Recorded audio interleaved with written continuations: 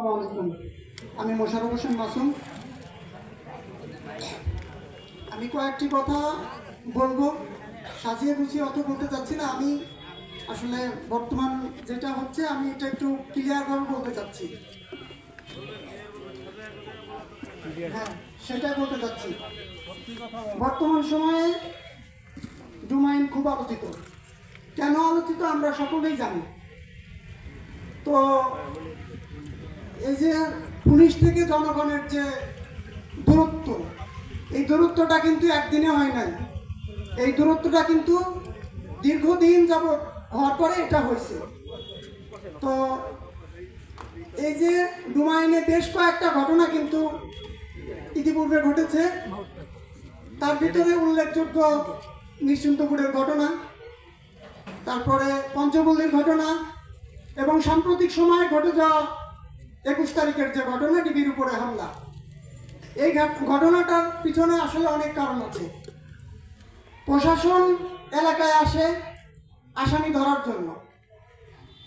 তো এই আসামি ধরার জন্য এসে তারা সাধারণ মানুষকে প্রস্তাব দেয়। কিভাবে প্রস্তাব দেয়?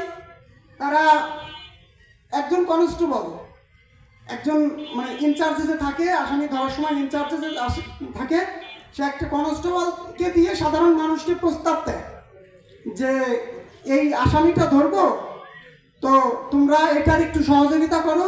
তো এই সহযোগিতাটা আসলে মানবিক দিক বা এসের কোনো সহযোগিতা না। এই সহযোগিতাটা করার সময় তারা অর্থের লেনদেন করে, অর্থাৎ গ্রাম্য ভাষায় আমরাকে যেটা দালাল বলি।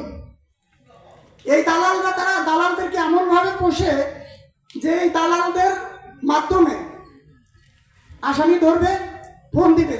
এমনও দালাল আছে এখানে যারা অ্যান্ড্রয়েড ফোন ইউজ করতে পারে না বা আপনার মেসেজ লিখতে পারে না, তারা ভয়েসে পাঠায় যে স্যার অমুক জায়গা আছে, আসেন। তো এই সহযোগিতাটা করুক, কিন্তু অর্থের বিনিময়ে নয়। আমরা তো চাচ্ছি, পুলিশ তো সবাইকে চেনে না।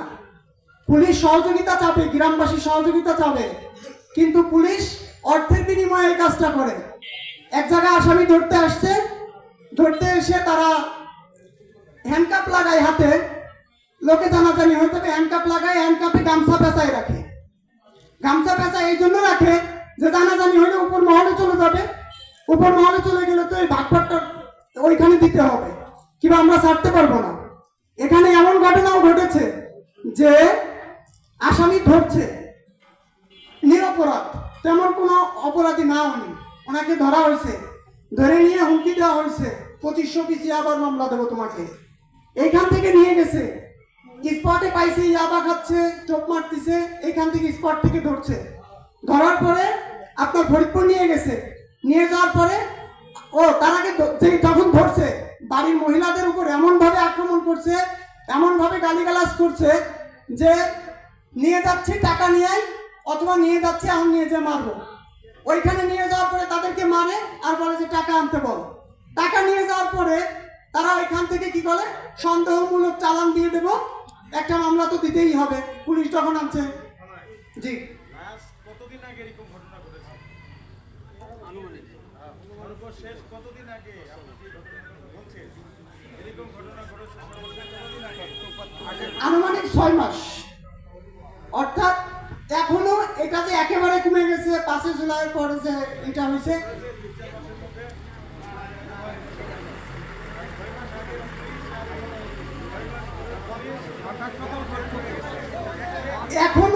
এখনো এটা যে শেষ হয়েছে এমন কিন্তু না, এখনো এটা চলমান, এখনো এটা চলমান। তো বর্তমান পরিস্থিতি, প্রশাসনের এই অবস্থা। জি, সর্বশেষ কবে হয়েছে? আপনি যে বললেন চলমান আছে, আমি একটু জানতে চাই যে কতদিন আগে এরকম ঘটনা ঘটেছে? একজনকে বিগত 1 মাস আগেও এমন ঘটনার শিকার হয়েছে ডোমাইনবাসী। এই শিকারের পার্টি এখানে আছে, যে এই ঘটনার শিকার হয়েছে সে, আমি এখানে একটু ওপেনলি শুনতে চাই তার কাছে। আছে কে এই ঘটনার শিকার হয়েছে বলেন 1 মাস আগে? তাকে একটু নিয়ে আসেন, আমি আমার লোক গিয়ে নিয়ে আসুন, আমি একটু তার কাছে শুনি, ওপেনলি বলুক কি ঘটেছে, আপনারাও শুনেন, তাই না? কার সাথে ঘটেছে বলেন এরকম? আচ্ছা, যার সাথে ঘটেছে তাকে আনার ব্যবস্থা একটু নিয়ে আসেন। রাইট, একটু নিয়ে আসেন, আমি একটু শুনি আপনাদের। জি, আর এই যে টিভি এসে নিয়ে গেছে, টিভি আচ্ছা নিয়ে আসেন, তার কাছে একটু শুনি। জি, আর আরো একটা বিষয়, সেটা হচ্ছে মানে এলাকায় ঘটনা ঘটে, এলাকায় উপস্থিত নাই, এমন হয়রানির শিকার হয় যে মামলা দিয়ে দিয়েছে তার নামে। তো এত বড় একটা ঘটনা ঘটার পরেও প্রশাসনের লোক কিভাবে মানে দালালদের কথাই তাদের কাছে পারফেক্ট, ওইটা তদন্ত করার মতো তাদের সময় নাই, তারা হুট করে মামলা নিয়ে নেয়। আমরা চাই এটা তদন্ত হোক, তদন্ত হওয়ার পরে তারপরে মামলা হোক। ইতিপূর্বে সে জি কয়েকদিন আগে আমি লিখে নিয়েছি, যারা নিরপরাধ জি তারা অ্যারেস্ট হবে না, তাদের বিরুদ্ধে চার্জশিট হবে। ঠিক আছে, জি। আমি এখানে বলে গেলাম নিরপরাধ কোন লোক হয়রানির শিকার হবে না। ঠিক আছে, জি, আরেকটা বিষয় সেটা হচ্ছে আমাদের এলাকায় অনেকে আছে, আপনারা অবগত আছেন 2022 সালে আপনার পুলিশ সুপার মানে আইনের ঊর্ধ্বতন যারা ছিলেন, এলাকাবাসীর যারা গণ্যমান্য ছিলেন, তারা সকলে সম্মিলিতভাবে এই বাজারে একটা প্রোগ্রাম করেছিল যে যারা অন্যায় করবে তারা যদি সারেন্ডার করতে চায় সেক্ষেত্রে প্রশাসনের কাছে সারেন্ডার করতে পারে। এখানেও শুভঙ্করের ফাঁকি, এখানেও দেখা গেছে যে যারা আত্মসমর্পণ করতে চেয়েছে তাদের কাগজ জমা দিয়েছে যে না আমি আর এগুলো করব না, সেইখান থেকেও দালালেরা যারা আছে এগুলো কাগজ একখানে জমা হয়েছে, সেখান থেকে ফটোকপি হয়ে সিআইডি শিকার হয়েছে। 100 নাম 200 নাম, এক একটা মামলায় 100 200 150 আসামি করা হয়েছে। মানে এমন এমন কাজ করা হয়েছে যা জঘন্য থেকে জঘন্যতম। তো এখনো আমরা আমাদের এলাকায় এখনো এরকম লোক আছে। 2022 সালে একটা প্রোগ্রাম করা হয়েছিল, অর্থাৎ আমি নাম উল্লেখ করে বলতে চাই সিআইডি এসআই সিরাজ, তিনি মানে ডুমাইন থেকে অন্যায় হোক নিরপরাধী লোক হোক ডুমাইন থেকে কয়েক লক্ষ টাকার বিজনেস করে গেছে, কয়েক কোটি টাকার বিজনেস করে গেছে, এরকম রিপোর্ট ডুমাইনে আছে। আচ্ছা জি সে কি সিআইডি তে কর্মরত ছিল? জি, সিআইডি তে কর্মরত ছিল। আচ্ছা একটু আপনাদের অবগতির জন্য জানাই, সিআইডি ঢাকার হোক আর ফরিদপুরের হোক, জি।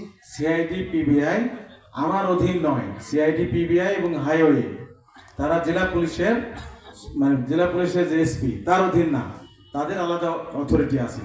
আমরা ওখানে কোনো হস্তক্ষেপ করতে পারি না তাদের কাজে, আমাদের কাজেও তারা করে না, আমরা তাদের কাজেও করতে পারি না।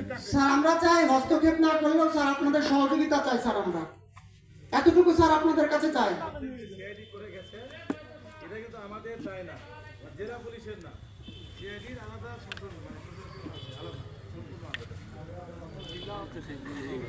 জেলা পুলিশ তাই না, এদিক পুলিশ মাফ করে দিবি, সিআইডি ধরে নিয়ে যাবি, তাহলে তো সেটাই হবে। না এখন তো এসপি সাহেব আইসে মাফ করে দিয়ে গেছে, সাধারণ ক্ষমা, ওই যে বললো ফটোকপি স্যার এইখানে 2022 সালে যে প্রোগ্রামটা হয়েছিল স্যার, ওই প্রোগ্রামটা হওয়ার পরে প্রায় দীর্ঘদিন যাবত এই কার্যক্রমগুলো চলছে স্যার, দীর্ঘদিন যাবত এই কার্যক্রমগুলো চলছে। 100-150 যারাই ধরছে নিরপরাধ লোককে ধরলেও তারা বলছে যে ভোলার মামলায় ঢুকাই দেব। ডিবিটি ধরছে, ডিবিটি ধরে বলছে যে এই জায়গায় অমুক ঘটনা ঘটছে, এই মামলায় কিন্তু ঢুকাই দেব, এই টাকা দাও। গার্জিয়ান বাধ্য হয়ে টাকা ধার করে এনে হলেও দেওয়া লাগছে। না স্যার 22 সালের পরেও এমন ঘটনা ঘটছে স্যার, 6 মাস তো স্যার। আর হয়তো 10% আছে, এরাও চলে যাবে শীঘ্রই, থাকবে না। তো এই গত 6 মাসের মধ্যে যদি উল্লেখযোগ্য কোনো ঘটনা ঘটে থাকে, যেটা আমার পুলিশ করেছে, মানে আমি দায়িত্ব নিয়েছি এখনো 6 মাস হয়নি, সেপ্টেম্বরের 8 তারিখ থেকে, সেপ্টেম্বরের 8 তারিখের পরে কি হয়েছে এগুলো যদি বলেন তাহলে আমার জন্য ব্যবস্থা নেওয়া ভালো হয়। কারণ সেপ্টেম্বরের 8 তারিখে আমি দায়িত্ব নিয়েছি, এই 8 তারিখের পরের ঘটনাগুলো দায় আমার, মানে এদের বিরুদ্ধে ব্যবস্থা নেওয়ার দায়িত্ব আমার। আর যারা আগে করে গেছে তাদের আলাদা কর্তৃপক্ষ ছিল, তাদের উচিত ছিল এই যারা এগুলো করেছে তাদের বিরুদ্ধে ব্যবস্থা নেওয়া, সিনিয়র যারা ছিল।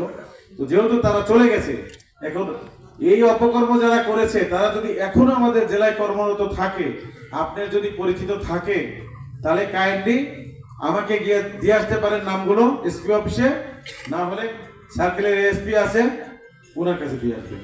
ঠিক আছে? আর 1 মিনিট স্যার, আর একটা কথা বলতে চাই, সেটা হচ্ছে স্যার, এখনো যারা অন্যায়ের সঙ্গে আছে তারা অন্যায় থেকে বেরিয়ে আসার জন্য ইচ্ছুক। অনেকেই ইচ্ছামত প্রকাশ করেছেন যে তারা অন্যায় থেকে বেরিয়ে আসতে ইচ্ছুক, কিন্তু এই কারণে তারা পারছে না, যে তারা ধরে নিয়ে যাচ্ছে, ধরে নিয়ে যে 5 লাখ 4 লাখ 6 লাখ টাকা ডোনেশন দিচ্ছে, তারা ফিরে এসে কিন্তু ভালো আর হতে পারছে না স্যার। তারা এসে কিন্তু সেই ওই টাকাগুলো উঠানোর জন্য আবার একই কর্মে যুক্ত হচ্ছে। কাকে ধরেছে, কে 4 লাখ 5 লাখ টাকা দিয়েছে, একজন আছে এরকম? আচ্ছা, নিয়ে আসেন, একটু নিয়ে আসেন, শুনি দেখি। আচ্ছা, এটাকে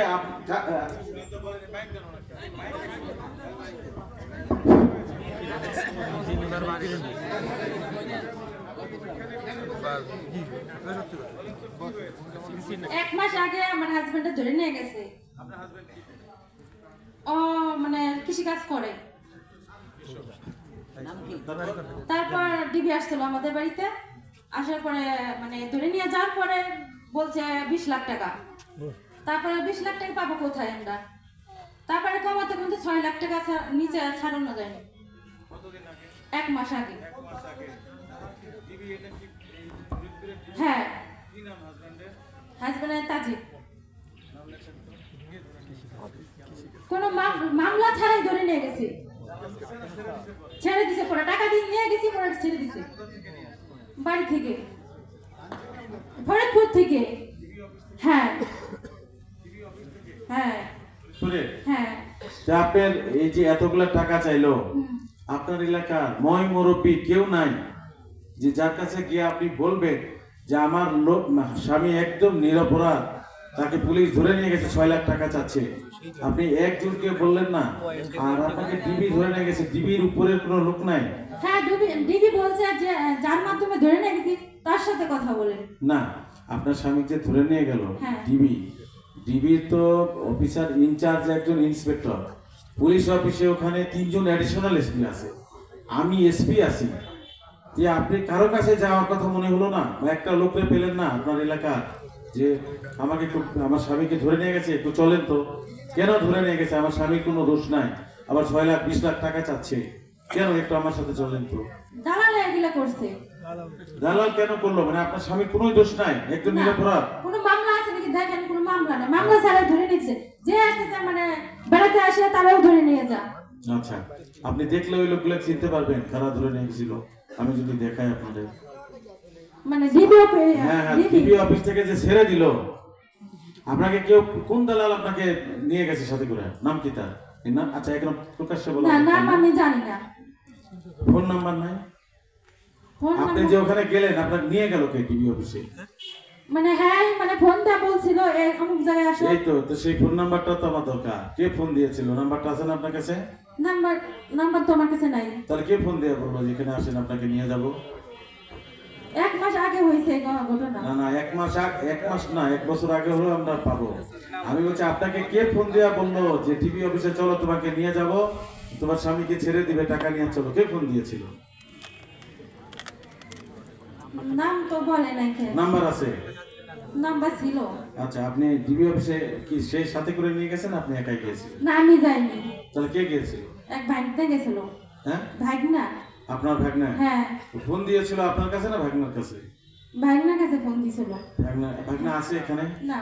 একটু ফোন দিয়ে আনতে পারবে? তাহলে তো ওই নাম্বারটা আমার দরকার, যে কোন দালালকে নিয়ে গেল, আর আপনার স্বামীকে কেন ধরলো, আমার তো জানা দরকার এটা। শুধু স্বামী একা ধরে নাই, মানে যারে পাইছে তারই ধরে নিয়ে গেছে।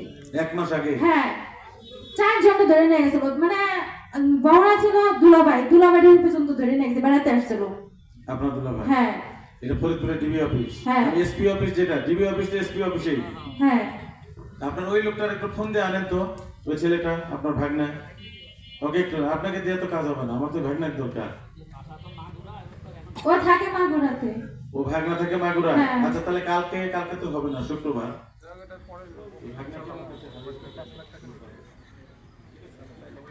দায়িত্ব আপনাকে দিয়ে রোববারে ওকে নিয়ে আসে, আমি কোন নাম্বার থেকে ফোন দিয়ে যে দালালি করছে, দালালটা ধরা দরকার। 6 লাখ। সবার আগে দালাল জেলে ভেটে ঢুকবে, ঠিক আছে? তারপর অন্য কথা।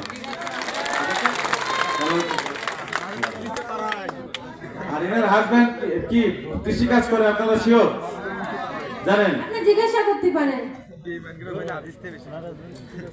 কৃষি কাজ করে কত বিঘা জমি আছে আপনার হাজবেন্ডের? আমি তো মানে নতুন আসছি এই জায়গা, তারপর অনুমান অনুমান 2 পাকে এরকম হবে।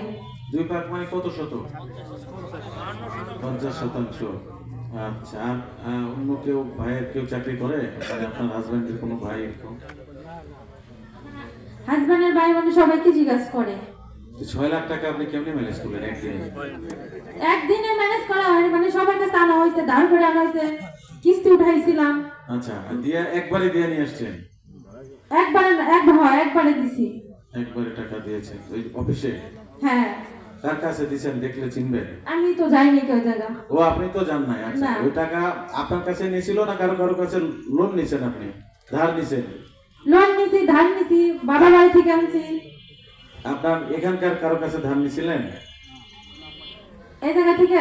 গ্রামের কারো কাছে ধার নিয়েছিলেন? হ্যাঁ, ধার নিছিলাম। তার কাছে একজনের নাম বলেন, কত টাকা নিয়েছেন তার কাছে বলেন? তার কাছ থেকে 8 লাখ টাকা নিছি। তার কাছে বলেন তো। আনিসুল মামার কাছ থেকে। আরিফুল? হ্যাঁ। কোন গ্রামে বাড়ি আপনার? আনিসুল। আরিফুলের নাম্বার আছে আপনার কাছে? না। আচ্ছা, তাহলে আরিফুল সাহেবের বাড়ি কোন? আপনার গ্রামে বাড়ি? হ্যাঁ। হ্যাঁ। আচ্ছা, একটু আরিফুল সাহেবের আমার দরকার। আনিসুল। আনিসুল, একটু আনা যাবে ওনাকে? তাহলে আমি এখানে শিওর হব। উনি যদি বলে যে আমার কাছে টাকা নিয়েছে, তাহলে শিওর হলে তাহলে আমার অ্যাকশন আবার সেরকম হবে, আমার লোকের বিরুদ্ধে অ্যাকশন। ঠিক আছে, ওনাকে কি আনা যাবে? আচ্ছা, না এখনই তাহলে প্রমাণ হয়ে যেত যে ওই দিনে ধান নিছে, ওই যে একটা প্রমাণ পাওয়া গেল এখানে। ঠিক আছে, এটাই আমি জানতে চাচ্ছিলাম যে ঠিক আছে। তো এখন আমার কথা, আপনার এখানে এতগুলা লোক আছেন, ওনার হাজবেন্ড নিরপরাধ একটা লোক, তাকে পুলিশ ধরে নিয়ে গেল, একজনেরও মাথায় কাজ করলো না যে এসপির কাছে যাওয়া দরকার? সে সময় দেয় না আমাদের। এই বলছে লোকটা মাইরে ফেলবো, এই লোকটা তো কোনো অন্যায় করেনি। এসপি স্বপ্নকে আমরা বুঝিনি।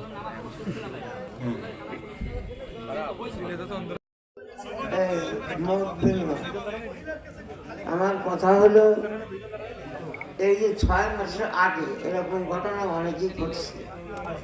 হ্যাঁ, তো এই যে গত যে কয়েকদিন আগে যে একটা দুর্ঘটনা ঘটলো আমাদের এখানে, এই ঘটনার সময় আমি ওই 7 মেয়ে পাড়ার মসজিদের সভাপতি। ওখানে আমরা কয়েকদিনে আমরা উপস্থিত। তারপর আমরা হইচই শুনে আমরা মারামারি, কেউ এসে দেখে যে মারামারি হয়ে গেছে। এখন আমার অনুরোধ থাকবে আপনার কাছে যে যারা নিরপরাধ এবং তারা যেন এর ভিতরে না থাকে, এই যে আমার শেষ অনুরোধ। আর যারা অপরাধ করছে তাদের আইনের আওতায় এনে তাদের শাস্তি।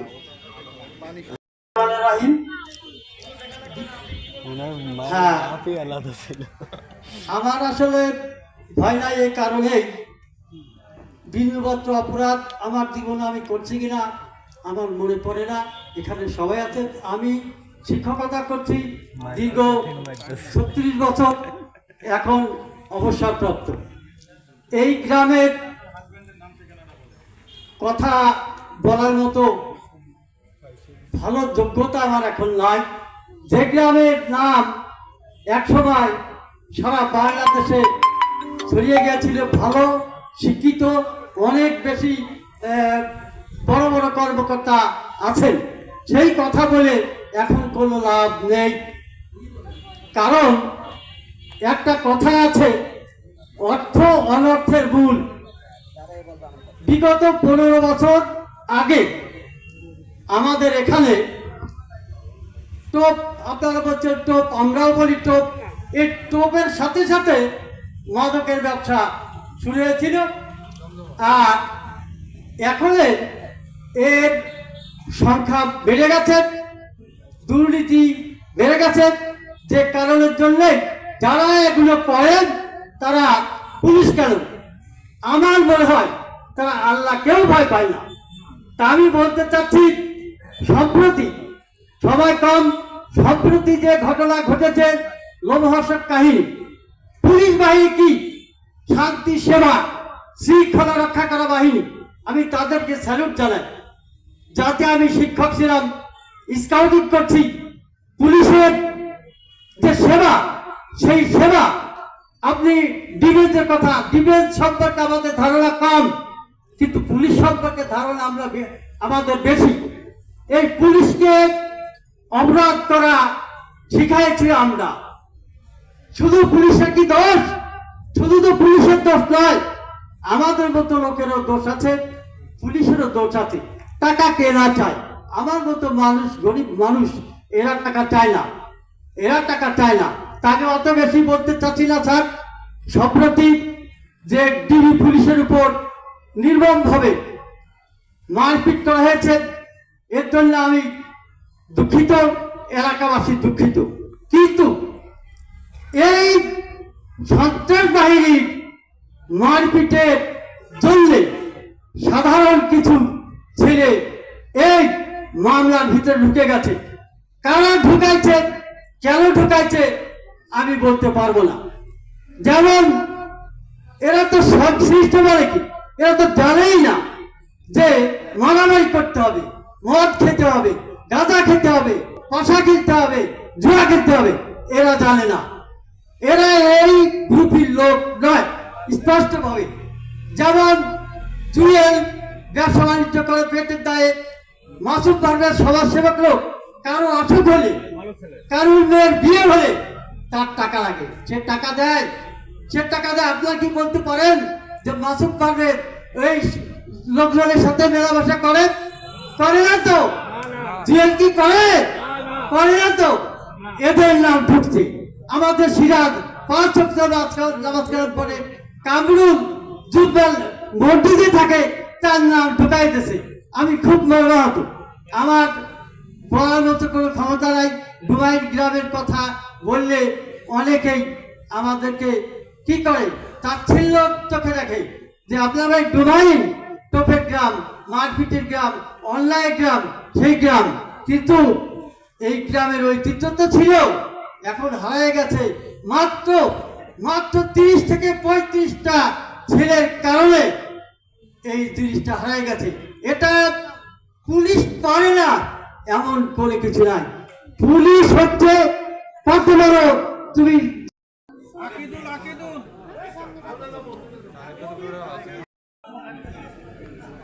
আমরা আজ 3-4 বছর ঢাকায় থাকি। আমার হাজবেন্ড ওভারে গাড়ি চালায়। আমরা এই গন্ডগোলের 2 মাস আগের থেকে বাড়ি আসি না। আমরা 3 বছর ঢাকায় থাকি। আমার এই গন্ডগোলের ভিতরে আমার হাজবেন্ডের নামটা 28 নম্বরে দিয়ে রাখছে। আমার ছেলে মেয়ে নিয়ে আমরা ঢাকায় থাকি। এই গঞ্জামের মামলা আছে। 28 নম্বর আসামি মিজানুর রহমান, পিতা মান্নান শেখ। আমরা 3 বছর ঢাকায় থাকি। মিজানুর রহমান, হ্যাঁ স্যার, আমি আপনার বলতেছি এইটার একটা সুষ্ঠু তদন্ত করে। আচ্ছা,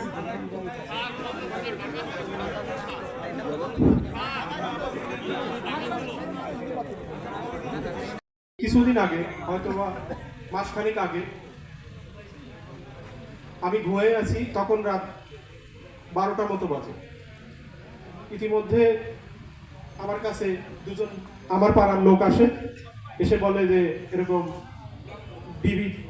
ডিবি আসছে, ডিবিতে ফোন দিয়েছে একজন। কার কাছ দিয়ে? চকিদারের কাছে ফোন দিয়েছে, চকিদার আসছে। 6 জনের নামে মামলা হয়েছে। এটা কোথার মামলা আমি শুনলাম, বললো যে আমাদের নাকি 2024 সালে এটা সিলেটের মামলা। আমি 2টা মহিলা আমার কাছে আসছে, আসার পরে আমি তাদের বাড়িতে যাই।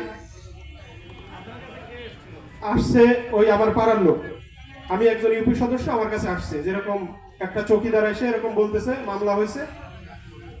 মামলা হওয়ার পরে ওনারা চৌকিদারের কাছে নাকি ওনাদের কাছে বলছে যে 1 লাখ টাকা দিলে আপনাদের নামে আর মামলা থাকবে না। আগে বেশি চাইছে, 1 লাখ টাকা মিট হয়েছে। তারপর বলতেছে তাহলে এরা একটু আগে টাকা দিতেছিল, তা এখন দিচ্ছে না কেন? তাই আমি বললাম যে আমি নিষেধ করছি, আমি তো জানি যে এরা কাজ করে, কি কাজ করে, তাহলে এদের নামে তো মামলা থাকার কথা না। যাই হোক, আমি বাড়ি চলে আসছি। পরে হয়তো 4-5 জন, 3 জন না 4 জন মিলে ওই চৌকিদারের কাছে, সুজন চৌকিদার, ওর কাছে ওরা ভয়ভীতি যেগুলো দেখাইছে, দেখানোর পরে 35,000 টাকা সুজনের চৌকিদারের কাছে দিয়েছে। চৌকিদার নিয়ে রাস্তায় উঠতে না উঠতে ডিবির লোক এসে ওর কাছ থেকে টাকা নিয়ে চলে গেছে। নেওয়ার পরে পরদিন আবার কথা হয়েছে যে পরদিন আবার বাকি টাকা দিবে। পরদিন বাকি টাকা দেয় নাই। আমার কাছে ওনারা আসছে, একটা মহিলা, ওনার স্বামী মারা গেছে 5-6 বছর আগে। উনি একটা ছাগল বিক্রি করে 8,000 টাকা রাখছে, আর ওই মাঠে ওই পেঁয়াজের চারা উঠাইছে। এই চারা উঠায় 2,000 টাকা গুছায় মোট 10,000 টাকা উনি দিয়েছে। তা আমার কাছে কান্না করছে সকালে এসে। আমি বললাম আর টাকা দেওয়ার দরকার নাই, আর টাকা দেওয়ার দরকার নাই।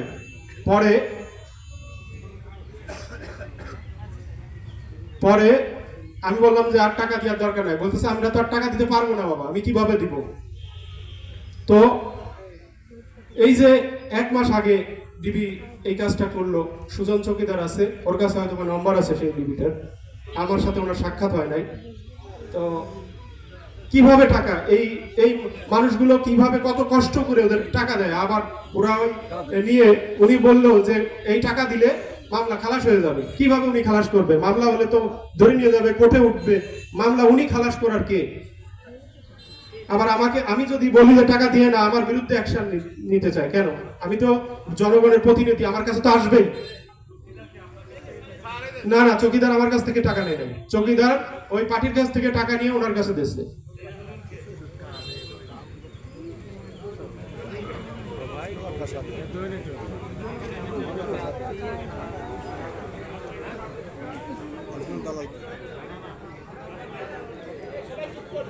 লাইভ হবে ভাই।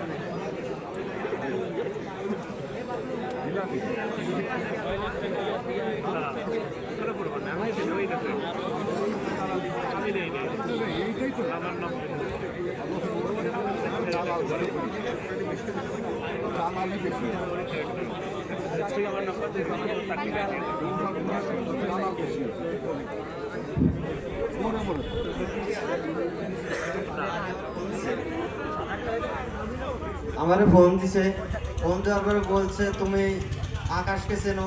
আমি বলছি হ্যাঁ চিনি। বলছে সজীবকে চেনো? হ্যাঁ বলছি চিনি। তো তারপরে হচ্ছে কৌশিককে চেনো? হ্যাঁ চিনি। চেনার পরে বলছে যে তুমি এদের বাড়িতে যাও। এদের বাড়িতে যাওয়ার পরে এদেরকে বলো যে, হ্যাঁ আমাকে ফোন দিয়েছে, আমাকে ফোন দিয়ে বলছে যে এদের চেনো কিনা। হ্যাঁ বলছে যে আমার নাম হচ্ছে ডিবি রানা। তারপরে বলছে যে এদেরকে তুমি কি চেনো? আমি বলছি হ্যাঁ আমার ওয়ার্ডে আমি চিনি।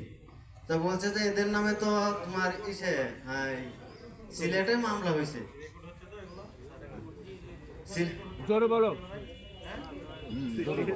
সিলেটে মামলা হয়েছে, তা তুমি এদের অভিভাবকদের সাথে আমার একটু কথা বলাই দাও।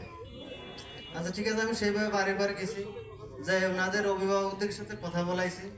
কথা বলার পরে উনি যেভাবে ওনাদের সাথে কথা বলছে, কথা বলার পরে আমার বলছে তুমি এইভাবে, হ্যাঁ সিলেট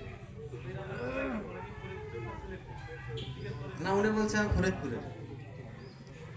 আবার উনি বলার পরে আমি সেভাবে যে ওনাদের অভিভাবকের কথা বলার পরে এবার উনি বলছে যে তারপরে বলছে তাহলে তুমি চলে আসো। আচ্ছা আমি চলে আসছি। চলে আসার পরে আবার বলতে বলছে তুমি ওখানে যাও। গেলে পরে ওদের সাথে একটা কথা হয়েছে, ওরা একটা অ্যামাউন্ট দেবে না, ওইটা তুমি নিয়ে আসো। নিয়ে আসার পরে ওইটা আমার হাতে দিলে আমি ওইখান থেকে নিয়ে চলে যাবো। এটা হচ্ছে গাড়ি থেকে নিয়ে গেছে না, এই জায়গা থেকে নিয়ে গেছে, এই জায়গা থেকে নিয়ে গেছে।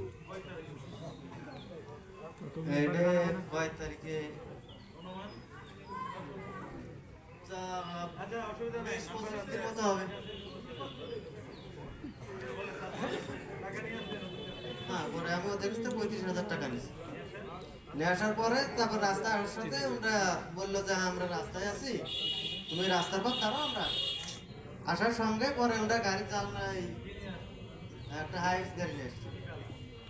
এটা হচ্ছে সাদা কালার। আচ্ছা, ওইটা নেওয়ার পরে ওটা উপরে যে গ্লাসটা খুলে বললো যে ভিতরে আসামি আছে, তুমি মুখ দিও না, টাকাগুলো যে আমার কাছ থেকে নিয়ে তারপর চলে যাও।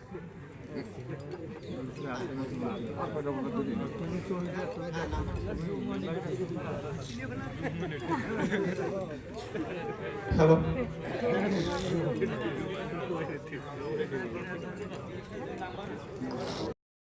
আমার কাছে বলছে একজনের হাজবেন্ড নাই, মানে সে মহিলা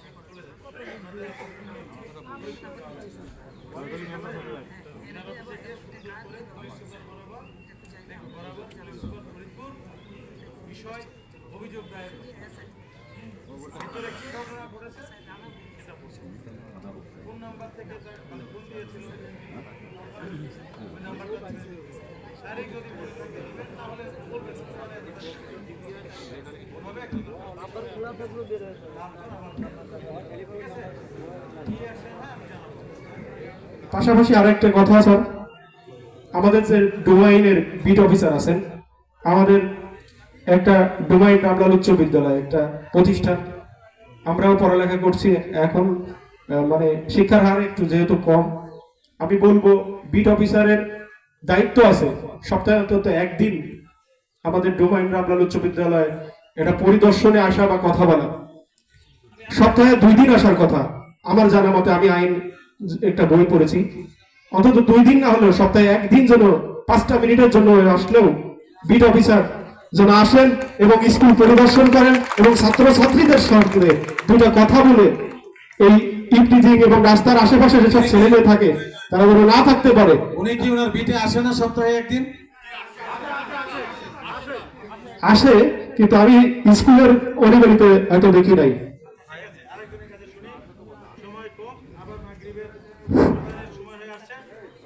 অনুমতি নিয়ে স্যার একটি কথা বলে, জীবন আমার নাম্বার তো আপনার কাছে আছে, এত বড় একটা ঘটনা ঘটলো, আমাকে কি মনে হয় আপনার অন্তপক্ষে একটু বলতে পারতেন, তাই তো?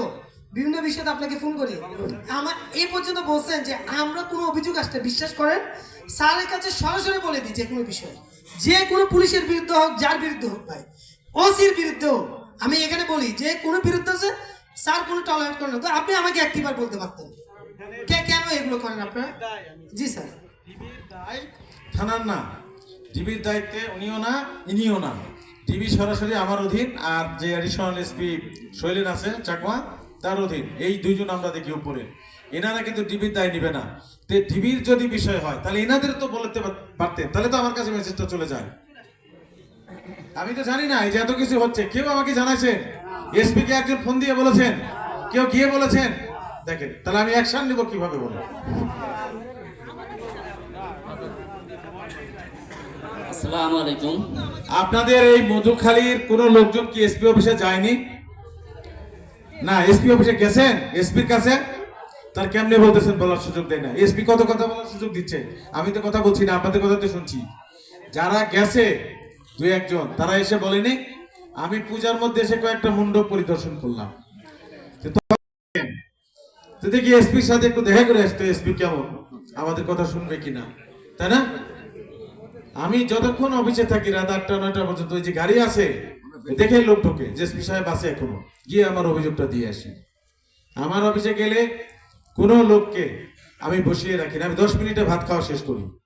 আমার কাছে মনে হয় যে মধুখালী থেকে একটা লোক আসছে, তার সারা দিন নষ্ট করে আসছে, মানে সে যদি একটা খেটে খাওয়া লোক হয়, আপনি চিন্তা করেন যে সারাদিন সে কাজ করেনি, আবার টাকা খরচ করে গেছে, টাকা খরচ করে আসছে, তার মানে লস হয়ে গেল না তার জন্য? তাহলে এই লোকটাকে আমি সারাদিন বসিয়ে রাখবো? এই যে বলে গেলাম না একদিন টেস্ট করবেন, এর মধ্যে একজন যাবেন, এমনি দেখি তো এসপি সাহেব তো বলে আসলো, আমরা একটু গিয়ে টেস্ট করে দেখি তো এসপি সাহেব কেমন। ঠিক আছে, 1-2 জন যাবেন, গিয়ে একটু টেস্ট করবেন এসপি সাহেবের কথার সাথে কাজের মিল আছে কিনা। আসসালামু আলাইকুম। ইউ আমাদের কাছে আছে, মোবাইল নাম্বারও আছে। আপনি মোবাইল দিয়েছিলেন, আপনি বলেছিলেন যে কোনো অসুবিধা আসলে একটা নিয়ম কারণ সবার কাছে মোবাইল নাম্বার আছে। আমার মোবাইলে আপনার নাম্বার আছে। বদিয়া, আমি কৃষিকাজ করি। আসলে মাইকে কথা বলার অভ্যাস আমার নাই, আমি কোনোদিন বলিনি। তা ভুল ত্রুটি সবাই ক্ষমা করবেন। ওই যে কিছু সময় আগে মুরব্বী ওই প্লেয়ারের কাছে বলে গেলেন ওনার ছেলের নামে ছেলের মারামারি করেছে। আসলে মারামারিটা করলো কি নিয়ে? ওনার ভাই মেজজন আওয়ামী লীগের সভাপতি, এখন ওনার যে আওয়ামী লীগ পরিবর্তন হয়েছে ওনার ছেলেকে দিতে হবে বিএনপির সভাপতি। এখন এর জন্য ওনার ছেলে এসে এখানে অনেকের মারধর করে, চান্দা চায়, মাগুরার থেকে 10, 15, 20 জন করে লোক নিয়ে আসে ওনার ছেলে। এই বাজারে অনেক লোক সাক্ষী আছে স্যার, সম্পূর্ণ মিথ্যা কথা উনি বলছেন মুরব্বী, সম্পূর্ণ মিথ্যা কথা বলছে। মাগুরার থেকে অনেকবার ছেলে পেলে নিয়ে আসছে 10, 15 জন করে। স্যার এই যে গত কয়েকদিন আগে ডিবির সাথে যে ঘটনাটা ঘটছে, আসলে আমি কৃষিকাজ করি, মাঠে পানি দিচ্ছিলাম, রাত্রিবেলাও শুনলাম যে এই ঘটনা ঘটছে, কিন্তু যারা এর সাথে জড়িত না তারা তো আসামি হয়েছে। কিন্তু এই ডিবির কাছ থেকে জানতে হবে যে তাদের যে আইনলো এখানে দালালটা কে, এই দালালটাকে এটা জানতে হবে স্যার। দ্বিতীয় আপনার পুলিশ, আপনার ডিবি যা আছে, এরা এখান থেকে ধরে রাতের অন্ধকারে এসে উপর জোর ব্রিজ পর্যন্ত নেয় বেল্লাকান্দি। দ্বিতীয় টুলুর হোটেল, টাকা দিতে হবে 4 লাখ, 5 লাখ, 3 লাখ, 7 লাখ, 10 লাখ। এটা কি অপরাধ যে করছে তাকে সাজা হবে স্যার। তাকে নিয়ে যাইয়ে বিকালবেলা চলে আসে, যে কি ফজরের সময় ধরছে, আসরের সময় বাড়ি। এটা কেন আমরা দেখবো? অপরাধ যে করছে তাকে সাজা হয়। আমি চাই যে আমাদের ডোমাইন গ্রাম ভালো থাকে। আমরা ডোমাইন গ্রামের মুরব্বীদের দেখতে পারে পলাই আর এক সাইড দিয়ে বিড়ি কেজির সামনে আজ মুখ দিয়ে দেখি না। আর এখন যে ছেলেবেলা আমাদের সামনে বিড়ি টানে, কেন টানে? আমাদের অভিভাবক যারা এরা লুজ, এরা কখনো এদেরকে শাসন করতে পারে না। আর কেউ কেউ আছে ছেলের কামাই খায়, টোপ মারা গিয়ে, তা টোপ করে ছেলের কামাই খায়। ওই ছেলের আমি কিভাবে শাসন করব? আমার একটা ছেলে, আমার ছেলে করতে পারে না টোপের ব্যবসা, আমার ছেলে কেন টাইসের কাজ করে? হাজার হাজার লোক আমার ছেলেকে অনেকে চেনেও না এর ভিতরে। সন্ধ্যা পর আমার ছেলে বাজারে আসে না, আমার ছেলে দোকানে বসে না, আমার ছেলে আড্ডা কোনো বন্ধুর সাথে মেশে না। কেন স্যার?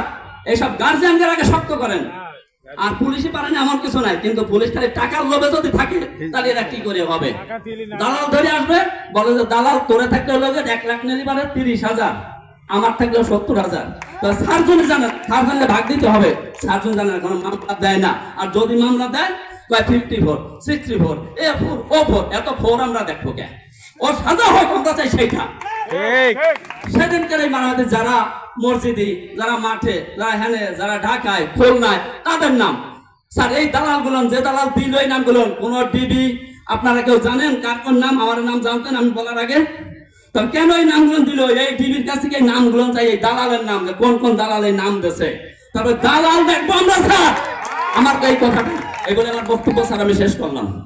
আল্লাহ হাফেজ। কথাগুলো সবারই দুঃখের কথা, কথা ঠিক। দালাল একটু মনটা শেষ করে দিচ্ছে।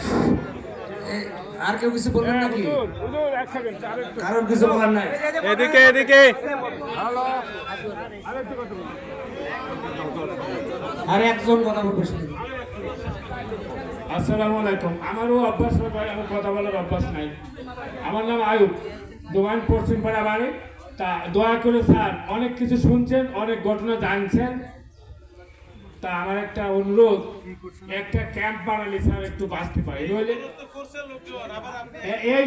এইটাই বেশি আবদার, একটা ক্যাম্প বানান যাতে ধরা পড়ে এবং যাকে ধরেন আইনত শাস্তি দেন, অপরাধী যারা তাদের শাস্তি দেন।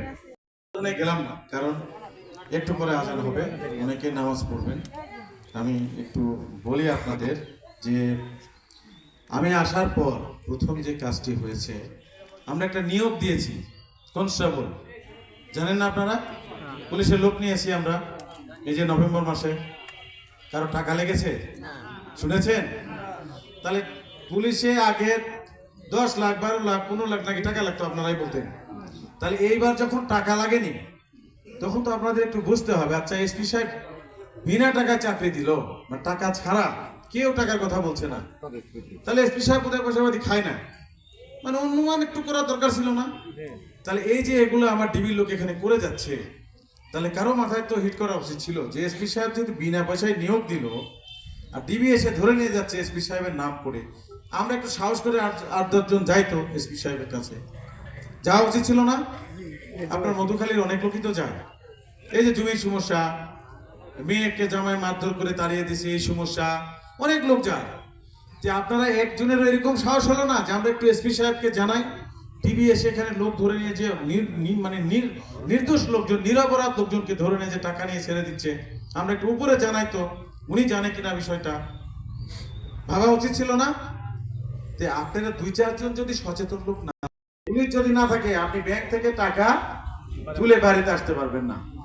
একটা দামি ফোন নিয়ে আপনি বাজারে যেতে পারবেন না, হয়তো দিনে যদি যেতেও পারেন আসার সময় আর ফোন থাকবে না।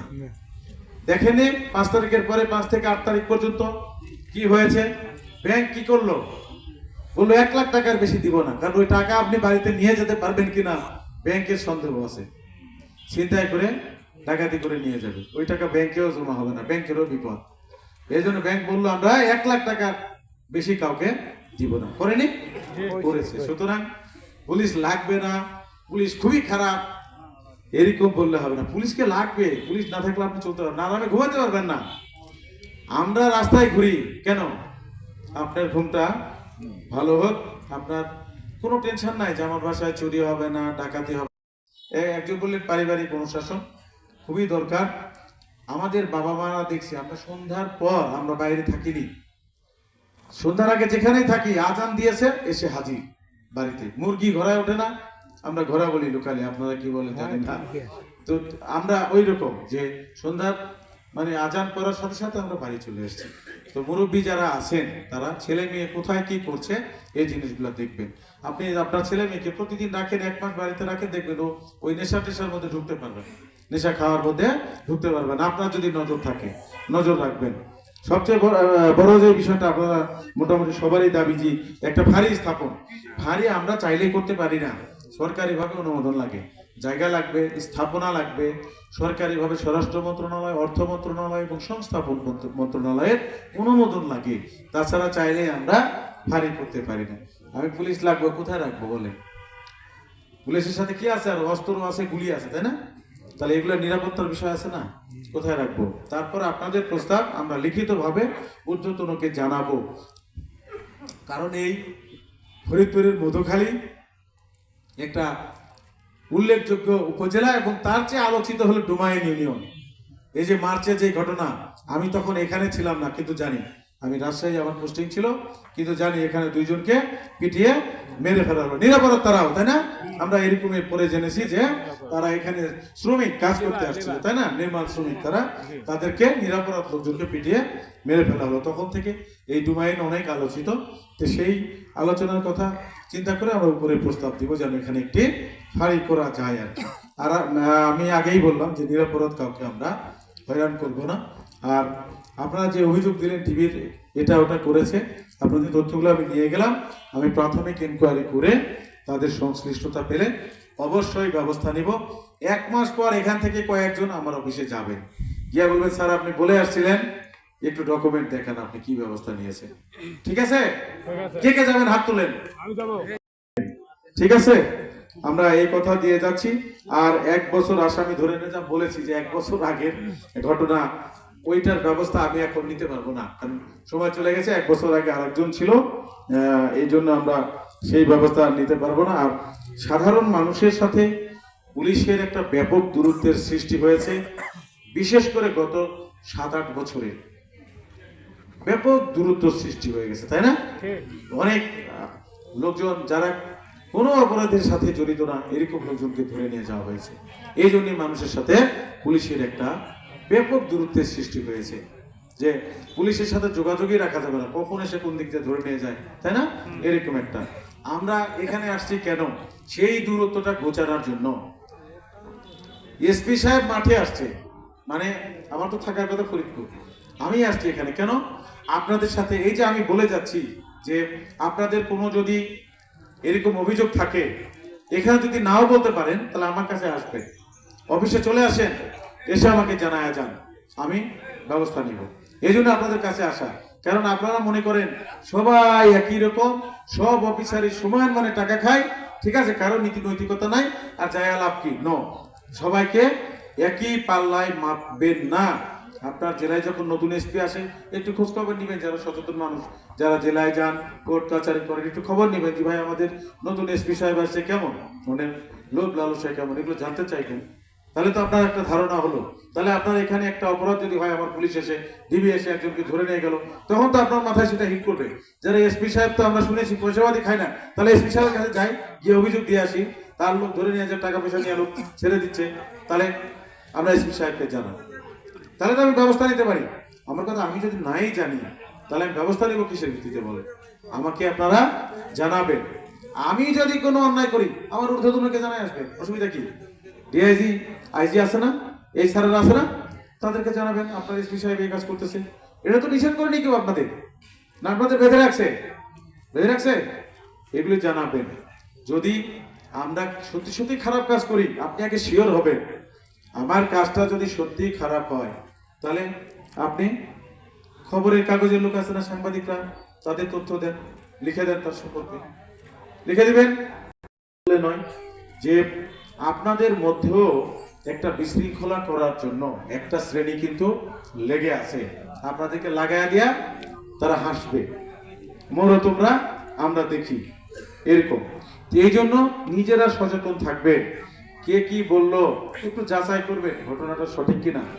গত 21 তারিখের আগে একটা ঘটনা ঘটেছে, 3 তারিখে শ্যামলেন্দু বসুর বাড়িতে, জানেন আপনারা?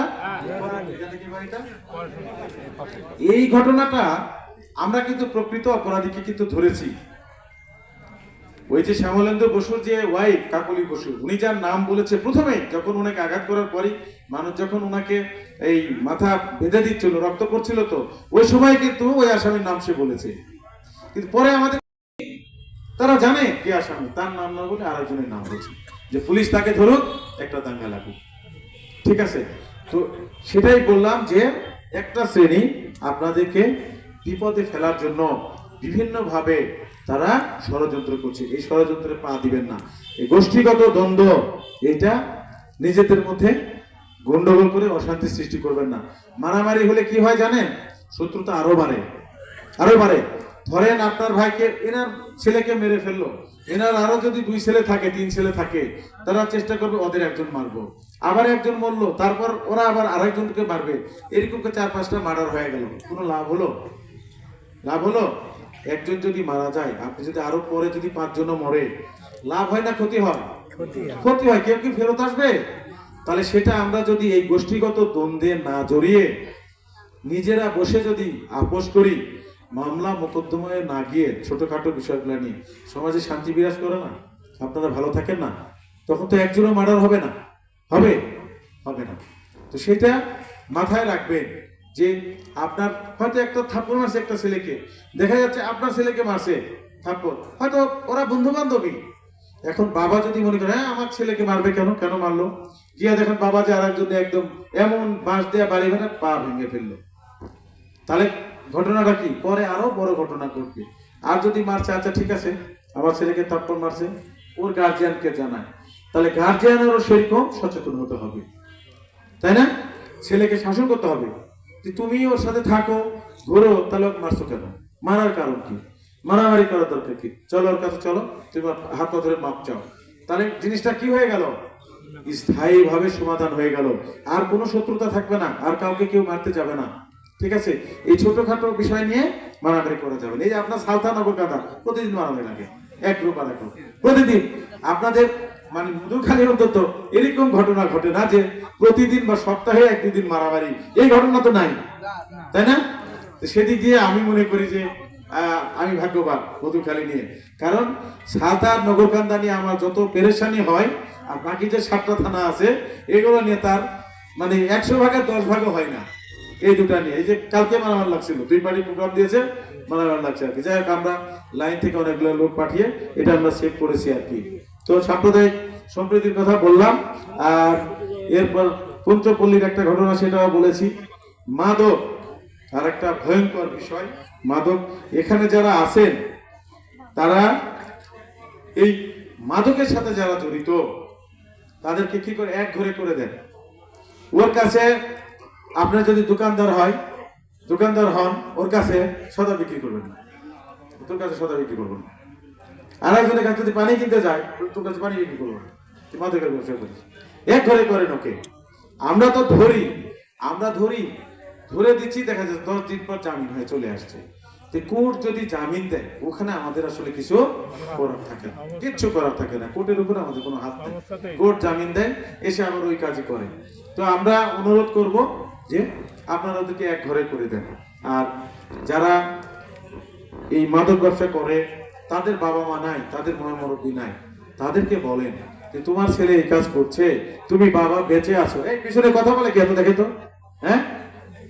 আমাদের তাদেরকে বলেন, ওদের যেই মুরব্বী তাদেরকে বলেন, এলাকার মেম্বার আছে, চেয়ারম্যান আছেন না, লোকাল প্রতিনিধি, তাদেরকে দিয়ে বলান যে তোমার ছেলে এগুলো করছে কেন। যারা এই দেশের প্রোডাক্টিভ মানে ভবিষ্যৎময় মানে ভবিষ্যৎ প্রজন্ম, সম্ভাবনাময় প্রজন্ম, তারা মাদক খেয়ে কি হচ্ছে, ধ্বংস হয়ে যাচ্ছে। সে লেখাপড়া করে না, ঘুম পারে না, দেখবেন নিশা রাজ্যে বোধ হয়ে আছে। তো সুতরাং তাদের গার্জিয়ান যারা কথা বলতেছে কেন, তাদের গার্জিয়ান যারা, তাদেরকে সচেতন করেন যে তোমার ছেলে মাদক বেচে, তুমি নিষেধ করতে পারো না, তুমি কি করো। মাদক তো নিয়ে এসে বেচে না, একজনের কাছ থেকে নিয়ে আসে, এনে বাসায় রাখে, তাই না? একে আবার পার্টি ঠিক করে, এই কাজ করে আর কি। তো এগুলা করা যাবে না। আর আপনারা যারা বলছেন যে আপনারা যে যারা ভালো হতে চায়,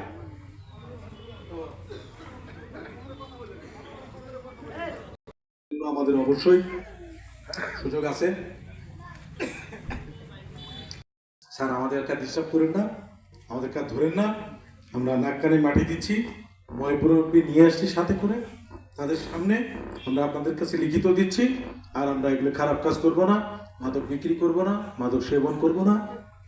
আপনারা এইভাবে প্রতিশ্রুতি দিয়ে আসেন, আমরা তাদেরকে আর ডিস্টার্ব করব না, হ্যারাস্ট করব না। তারা যদি ভালো হয়ে যায়, অপশন তো আছে, জেলে দেওয়াই তো সব সমাধান নয়। সে যদি লিখিত দিয়ে জেলে না গিয়ে যদি ভালো হয়ে যায়, আমার সমস্যা কি বলেন? আমার সেই সুযোগ দেওয়া উচিত। আমি আপনাদের বলে গেলাম, এরকম যদি আপনাদের কেউ থাকে, তারা যদি বলে আমাদের কাছে লিখিত বন্ড দিয়ে আসে, সে মাদক ব্যবসা করবে না, আমরা তাকে ধরবো না। আর সময় নাই, সর্বশেষ বলি যে যদি আমার ডিবির লোক এসে এরকম কারো সাথে যে নিরপরাধ লোককে ধরে নিয়ে যাচ্ছে, ঠিক আছে, এটা সাথে সাথে ফোন দিবেন আমাদেরকে, ওসিকে তাকে ফোন দিবেন যে আপনার এই লোক এখান থেকে আমার একটা নিরপরাধ লোককে ধরে নিয়ে গেল, তাহলে মেসেজটা আমার কাছে আসবে। আপনার হয়তো সবার কাছে আমার নাম্বার নাই, আপনার নাম্বার দেখবেন আমাদের অনেকগুলো জায়গায় নাম্বার কিন্তু দেওয়া আছে, এসপির নাম্বারও দেওয়া আছে, সাইনবোর্ড গুলো দেখবেন ওখানে সবার আগে এসপির নাম্বারই দেওয়া আছে। মানে মাটির অর্থাৎ আমার দেশের প্রতীক, এই পোশাক হচ্ছে আমার দেশের প্রতীক। মাটিকে কার সাথে তুলনা করা হয়? মায়ের সাথে। মা আমার, মাটি আমার, আমার মানুষকে তৈরি করতো। এই পোশাকটা খাকি ছিল মাটি হিসেবে। তো এই পোশাকে হাত দিয়ে না, এটা কিন্তু অনেক বড় অপরাধ। পোশাকে হাত দেওয়া যাবে না। যদি অপরাধ করে আমরা আছি, তো আমরা সিনিয়র আছি না, ওই যে এসআই বা এএসআই বা ইন্সপেক্টর ডিবির এসে ধরে নিয়ে যাচ্ছে, সে কি শেষ? এখানে এসপি নাই, অ্যাডিশনাল এসপি নাই, সার্কেল এসপি নাই, তাহলে তাদেরকে জানানোর পর যদি ব্যবস্থা না নেয়, তাহলে অ্যাকশনে যান। পরে আমাদের আর বলার কিছু থাকবে না, আপনাদের বলতে পারবেন স্যার আমরা তো জানাইছি আপনাদেরকে, আপনারা তো ব্যবস্থা নেন না, এখন আমরা নিজেরা ব্যবস্থা নিছি। কিন্তু না জানিয়েই হুট করে যে কোনো আইন প্রয়োগকারী সংস্থা, আমরা পুলিশ হোক, আনসার হোক, বিজিবি হোক, সেনাবাহিনী হোক, বা যে কোনো মানে পোশাকের কোনো বাহিনীকে পোশাকে হাত দিতে হয় না। এটা অনেক বড় একটা বিষয়। আমরা অনেকে হয়তো এটার মান রাখতে পারি না, কিন্তু এটা অনেক দামি জিনিস, অনেক গুরুত্বপূর্ণ জিনিস। এই জন্য নিজেরা আইন হাতে নিয়েন না, এটা সম্পূর্ণ বেআইনি, আইন হাতে নিবেন না। আর ওই যে আরেকজন বললেন যে আমাকে পুলিশ এসে বলছে অমুকের বাড়ি দেখা দাও, আইনের ভাষা আছে যে পুলিশ চাইলে আপনাকে সহযোগিতা করতে হবে, আইনে আছে। আমরা কোনো ক্ষেত্রে নেই, কোনো ক্ষেত্রে নেই না। দেখা যায় আমার নতুন লোক আসছে, সে তো এই এলাকার হয়তো কারো বাড়ি ছিল না, তাহলে যে আমার আসামি আমি তাকে ধরবো কিভাবে? আমি তো যদি না চিনি তাহলে তো অন্য লোক ধরে নিয়ে যাব। কারো না কারো তো সেই বাড়িটা বা সেই লোককে চিনে দিতে হবে। মানে আপনি লোককে না চিনে দেন, আমার বাড়িটা দেখায় দিলে আমি লোক নিয়ে আসলাম, পরে হয়তো আপনাকে রাস্তায় দেখা হলো, জিজ্ঞেস করলাম এনার নাম কি বা এনার নাম কি এটা, সেক্ষেত্রে আমরা আপনার কাছ থেকে আইডেন্টিফাই করে নেব। আইন পরিষ্কার বলেছে যে পাবলিক পুলিশকে সহযোগিতা করতে বাধ্য, কিন্তু কখন? আপনি আপনার ওয়াইফ অসুস্থ, ভ্যানে করে হাসপাতালে নিয়ে যাচ্ছি আর নিয়ে যাচ্ছেন, আমি বললাম ভাই অমুকের বাড়ি দেখা দেন, দিবেন? দিবেন না। তো ওইরকম অবস্থাতে আপনার কাছে আমি সহায়তা চাইবো না। আমি চাইবো যাকে বললে আমার সহায়তা পাওয়া যাবে, কিন্তু আসলে এটা আমার বলে লাগতেছে না, আপনারা বলতেছেন, তাই না? ওসি সাহেব অনেক কথা বললেন, ওসির বিরুদ্ধে একটা কথা বললেন না, মানে আমার সামনে বসে আছে এই জন্য নাকি? আচ্ছা, যদি এরকম হয় তাহলে আরেকদিন আমি আরেকটা মিটিং করবো অন্য জায়গায়, এই ওসি সার্কেল এসপি কে ছাড়া, আমি একা, ঠিক আছে? তখন আমি জানবো যে আমার আসল ইয়াটা বাড়াবে, যে আমার ওসি সাহেব আসলেই ভালো না খারাপ, ঠিক আছে? আমরা জানতে চাই। এই দেখেন, এটা তো বলা লাগলো না, সেটাই আমি বলছি। এখন আমার সামনে বসে আছে এই জন্য হয়তো ভয়ে বলছেন না। তো যেটা বললাম যে পরবর্তীতে আমি আরেক জায়গায় সময় বের করে মিটিং করব, ওই ওসিকে ছাড়া, দেখি আপনারা কেউ বলেন কিনা, তাহলে বুঝবো যে ওসি ভালো না খারাপ, ঠিক আছে? আর কথা না বাড়ায় আজান দিবে এখন। সর্বশেষ আবারও বলি, আমার লোক যদি কোনো অপরাধ করে কষ্ট করে আমার কাছে যাবেন। যদি শুধু আমার কাছেই যাওয়ার জন্য না যান, জেলায় কাজ থাকে না আপনাদের অনেক সময়, ওই কাজের ফাঁকে একটু বলবেন যে একটু এসপি সাহেবের সাথে একটু দেখা করে আসি, যেহেতু ফরিদপুর আসছি আমাদের কাছে গিয়ে বলে আসছিল, একটু দেখা করে আসবেন। আর যদি কোনো এরকম গুরুত্বপূর্ণ কথা থাকে, আমার ওসি সাহেব করতেছে খারাপ কাজ, সার্কেল সাহেব খারাপ কাজ করতেছে, আমাকে জানায় আসবে। আমি আপনাদেরকে বিশেষভাবে অনুরোধ করছি যে আমার লোক যদি কোনো মানে খারাপ কাজ করে, এর দায় আমি নিব না। আপনারা আমাকে জানাবেন, জানাই আবার 1 মাস পর খবর নিবেন, স্যার আপনাকে একটা খবর দিয়ে গেছিলাম, ব্যবস্থা নিলেন কিনা।